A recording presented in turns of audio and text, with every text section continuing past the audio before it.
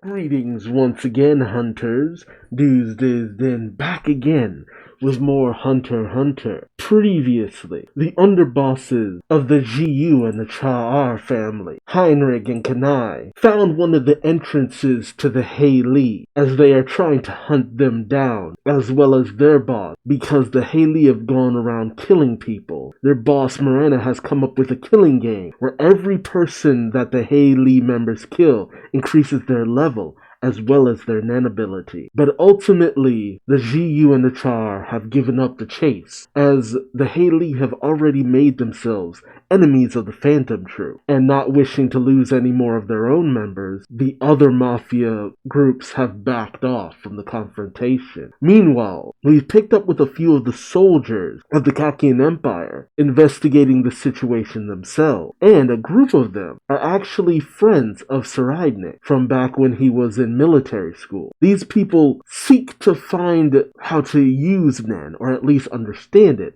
as best to avoid the conflict themselves, and potentially help out Saraidnik where it really counts, who's to say. But as we grow to understand more and more of the various different factions on the whale ship, the question of when will things pop off as the Phantom troops still continue to hunt down Hisoka. Join me as we potentially find out in this chapter, won't you? We pick up with Heinrich of the GU family, the underboss, inspecting a recording he made of a certain corridor that he thought was an entrance to one of the Shiyu bases hidden in the whale ship. He thinks to himself as he observes the tape, I knew it, they're warping around the ship. As he sees two members of the Hei go down the corridor, he thinks as he goes over the recording, this should be the only hallway to the standard cabin. But they went in and didn't come out. A few hours later, they went in again from a different direction. This is chapter 395. Founding, Part 1. He thinks to himself, it's also possible there is a secret passageway built into the ship itself,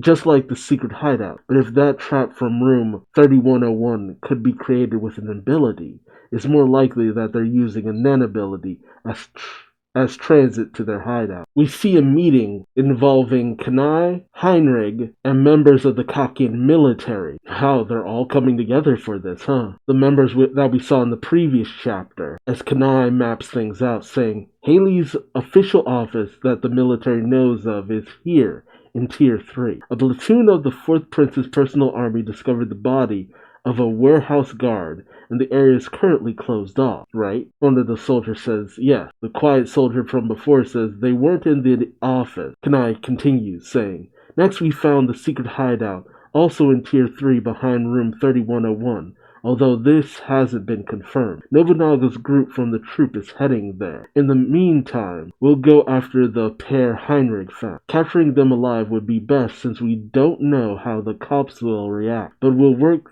with what we get. Borksen from the army says, Haley knows who we are, so we won't take part in the search. One of the quiet soldier says, but we can turn ourselves in instead if you kill them. Heinrich questions Kanai, saying, did you explain the trap to the Phantom Troop? Kanai says, of course. I asked if they had a strategy. They said, it doesn't matter.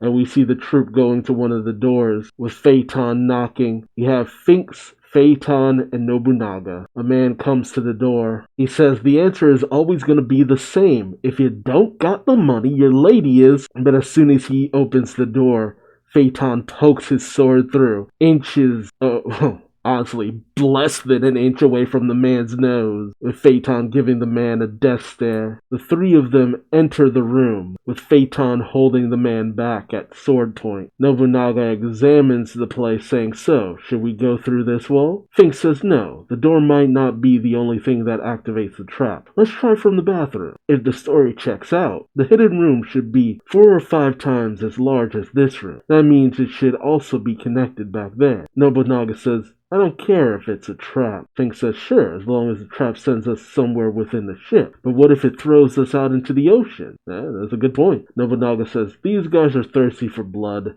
They wouldn't blow an opportunity like that. But you've got a point. The bathroom it is. Nobunaga opens the bathroom door, does a series of vertical strikes along the back wall of the bathroom door, of the bathroom, not the door, opening up a window-sized panel on the back as he sheathes his sword. Phaeton then commands the person, saying, "You first," as he gestures to the opening. The man says, "Huh? What? What is that? What's in there?" Let me get someone younger. But Phaeton makes it clear that this isn't a negotiation situation. The man enters through the hole as we see a corridor illuminated by various different lights with trash and just junk strewn about. The four of them look around with Nobunaga saying, "Nobody's here." But Phaeton says, "They were just here." Fink says, "If they sensed us coming and ran, that makes them pretty perceptive, but it's inconsistent." Nobunaga questions, meaning? Fink says the guy with the crescent scar, Luini, was a total amateur, riding high on getting his ability. He is correct. That's what got him killed so easily. But abandoning the hideout this effectively reeks of leadership and experience. Then why let a defenseless newbie get to us without warning him? Nobunaga examines one of the lights, saying, "A scapegoat? Sacrificing one in order to tighten the reins on the others is a likely explanation, but these guys are very much like us. Maybe a switch was flipped when one of their own was killed." Fink says, "You keep saying that, but it's totally different. We don't admit amateurs, and we don't want to destroy the world." Nobunaga says, "You sure? We were like this in the beginning." This kind of catches Finks and Phaeton a little off guard. Are we going to see the early days of the troop? Nobunaga kind of drifts off and says, "We were just fumbling in the dark, searching for something, anything. And most of all, resignation and anger were the driving force, am I right?" Oh, guess we're cutting over to Meteor City, because it's just trash all over the place. And we hear someone say as they find a tape, "This has got to be a lucky find for sure." Oh, is this the Phantom Troop when they were younger? I know they said they kind of were all growing up back in Meteor City, but I didn't realize they all knew each other as kids straight up. I think it's Franklin. He catches the tape saying, "Nice pass. I hope it's something we don't need to speak the language to understand, like anime or action. Those foreign language lesson tapes last time were the worst." And is that Shalnark? Saying Gelman, which we don't know, lessons taught in Shonen, which we also don't know, in 20 volumes? Well, half the fun is not knowing what you're gonna get. If only this wasn't Uvo's territory, we could spend more time searching. Okay, so Uvo had territory. And is that Chrollo? Who says Machi was watching us rummaging around. We might get in trouble. And I guess that's Uvigan. And a young Machi? Jeez, this is so wild to see. So I wonder, when did Chrollo get enough power to get Uvo to yield if they were like territorial enemies originally? Uvigan cries out, "You stinking rats! How dare you take stuff from my domain? I've had it up to here. You're dead meat. But if you do as I say and give it back, I'll only kill you once." That's such a childish thing to say. "If you keep running, I'll kill you 10 times over." Shalnark says, "He's such an idiot. If he's gonna kill us anyway, there's no way we're gonna do what he says, only for something to strike him in the back of the head, knocking him off his feet." Uvigan says, "Perfect hit. You'll die 9 more times. Stay right there," as he jumps towards the trio. Franklin tosses Chrollo the tape, saying, "Chrollo, you watch it first. The stuff here doesn't belong to anyone. It belongs to everyone." Chrollo says, "Right." Wow, this is kind of wild to see. I never expected a flashback for the Phantom Troop, especially this late in the game, you know? Franklin says, "Hey, Uvo, idiots who care about domains in a place like this can only be cured by death." Jeez. Uvo again says, "A place like this, which one of us is the self-diminishing idiot? I'm always myself wherever I am." And they just start getting into it. Just bam, bam, bam. Uvingen crawls out, "Chrollo, stop!" While Franklin says, "Chrollo, go!" And Chrollo just books it. Oh my god. Chrollo is suddenly cut off by Finks riding a motorcycle. What is that haircut?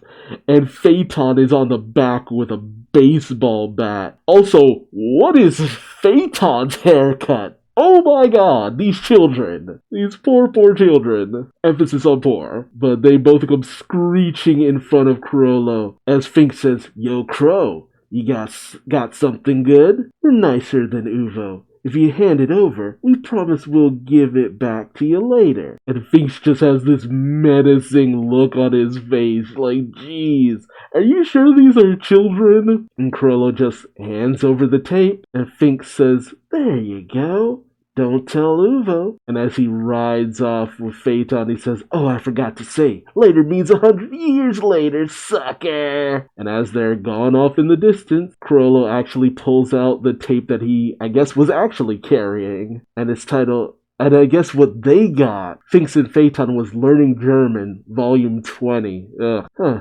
Chrollo runs clear through the slums all the way up to a palace?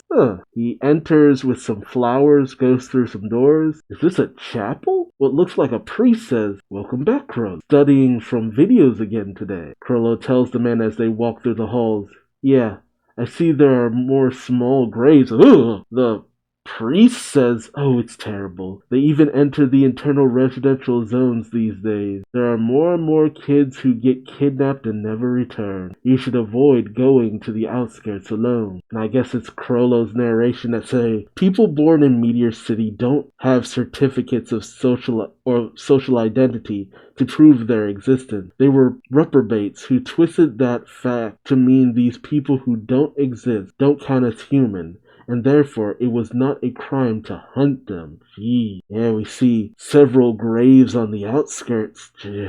The only proof of them being alive. Damn. But there are places in this world, our world today, that are kind of like that. If you go to Africa in certain areas, until Meteor City allied with the Mafia, exchanging personnel for a guarantee of safety, there were hundreds of victims every year, with 70% of those being children under 15 years old. Subsequent to their ties with the Mafia growing stronger, notabilities began to manifest among the city elders, giving rise to a pledge that eventually became the law of retribution. Only life can compensate for a life. We'll accept anything you leave here, but don't ever take anything away from us. As the world came to fear this city of victims, whose humanity no one even recognized, the Phantom Troop came into being. It really does make sense after a while of why they are so strong, just considering the kind of environment they grew up in. Chrollo goes to a door telling the priest, I'm going to use the AV room again. The man says, take your time, but there's someone using it. Chrollo is surprised and peeks in and sees a young girl saying, hi, I figured it was you, Paku. Oh, it's Paku Noda. Oh, wow. I didn't really recognize her with such short hair. Paku tells Chrollo the others stay away because they don't want to be lectured by Father Lusores. He also told me you were learning stuff from videos. Chrollo says, I thought nobody would ever find me in the church. Please don't tell Uvo or Fink. The Paku and Chrollo were the only ones who actually tried to educate themselves. I wonder how long it was until they actually started getting new members. Because these are a lot of the more core members, except for like Bellanova, and I didn't see Nobunaga either. But with the narration, I guess he had to have been part of the crew from back then. So maybe some of the other ones are present. I don't see Cortopi either. Shalnark, he always looked so young, I just assumed he was one of the younger members, but now they're all around the same age. Well, Chrollo puts in the tape and says, you always see right through us. Well, Paku says, that's not true. I don't really remember, but did Paku Noda have a crush on Chrollo? There's this slight glance she gives him, like maybe. But as Chrollo puts in the tape, there's nothing but static. And Chrollo cries out, it's blank! Paku says, no biggie. Think of it as a new blank tape. You can always speak Gelman and Janine. I guess it's Chrollo saying, you can speak Gelman and Janine already? Paku says, yeah, their grammar is similar. So once you learn Gelman, Janine is like a dialect. Father Lesores listens to all this, and then he walks down a weird corridor downstairs and says, Lesores reporting.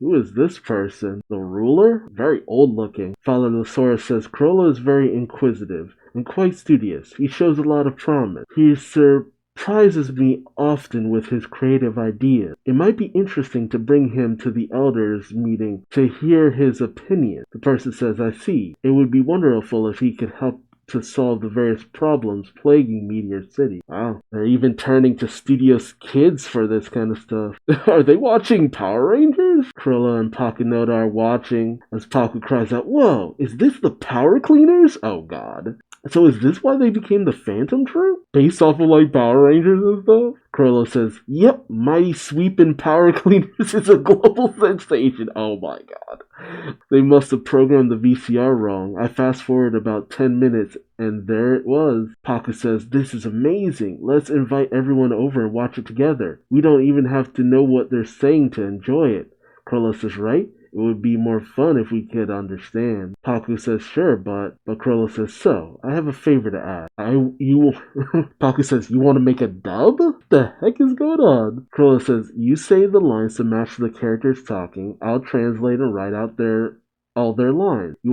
I want you to do the voice of the pink cleaner. Is that okay?" Paku thinks and says, I suppose I can help my little squire." Cruella gets mad and says, "You always call me that, but I'm older than you." Paku says, "Sorry, it never seems that way."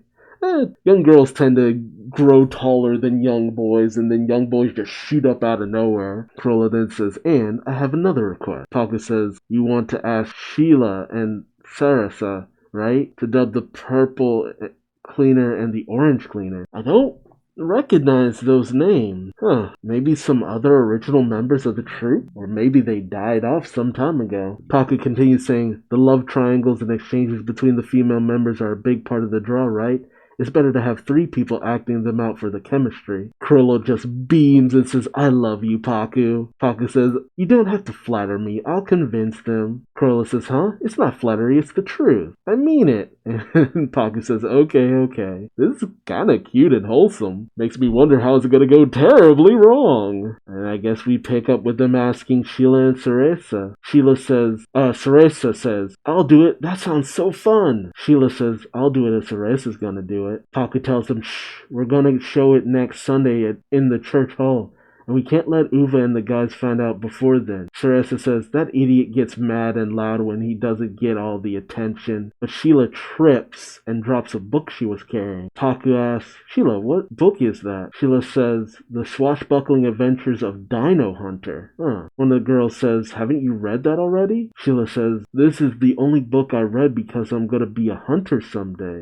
Sheila. Paku asks, "Shouldn't you read lots of books then?" Sheila says, "Leave me alone, I'll make it work." As the girls make their way to Cruella, he says, "Here are your scripts," and hands them all the paper. Pakunoda surprised, saying, "Already? Just in the time I went looking for them?" Cruella says, "Sheila, you have to stop reading while you walk or else you'll keep getting hurt." And Sheila says, "Okay." Paku looks through it and says, "You mean you're going to do all the other voices?" Teresa says, "I want to be orange." Cruella says, "Yeah, we can get started right away, and if we recruit any more people, there's a bigger risk we'll be found out." Sheila says Cruella should have been born someplace else. Paku observes Cruella and Sharesa just acting things out, and she says, "Yeah." While Cruella tells Sharesa, "Orange is full of energy." Sharesa says, "That's why I picked her." Meanwhile, I guess elsewhere in Meteor City, you see some of the mafia people just picking people up, taking them away. No one any the wiser as the kids dub over their favorite anime. It is interesting that Nobunaga is telling this flashback, or he's flashing back to this event, and he's nowhere to be found. It's wild to have this at the cusp of the Phantom Troop stumbling upon the Haley, but I feel like there's a reason for that. Since there's such a connection between the Mafia and Meteor City, there has to be like, they're gonna discover something. Like, maybe Cereza or Sheila is part of the Mafia. Well, Sheila said she wanted to be a hunter, so it's possible we've encountered her before. Or maybe she died somewhere along the way, it's hard to say. So maybe something happened to Cereza. I guess that's why the troupe has a set number of members, for whoever they feel vibes with them, based off of their original group of friends. Because if the original troupe was Cruella, Nobunaga, Phaeton, Machi, Finks, Franklin, Pakunoda, Shalnart, and Uvogen, That's Corolla as the leader. Maybe that makes sense, because then you have the 8 legs of the spider. So that might have been the original group. If Sheila and Cereza weren't part of it, because Sheila wants to be a hunter. I don't feel like they dropped that Sheila wanted to be a hunter if that was just the end of it. So maybe something happens to Cereza, and we'll find out the Haley maybe have something to do with it.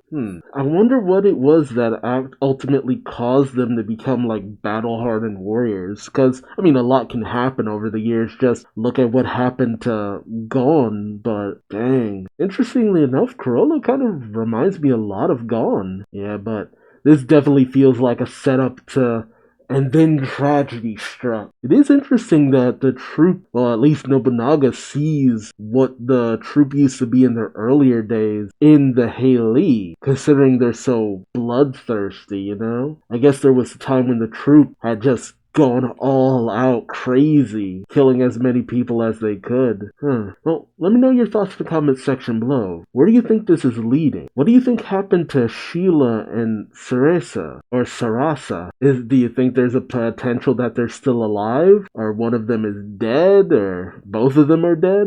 I'm interested to hear from you. But until then, I've been Duuz-Diz-Din. Remember to like, subscribe, and hit the bell for notifications so you don't miss out on the next one. But until that next one, I'll see you in the next video. Bye-bye.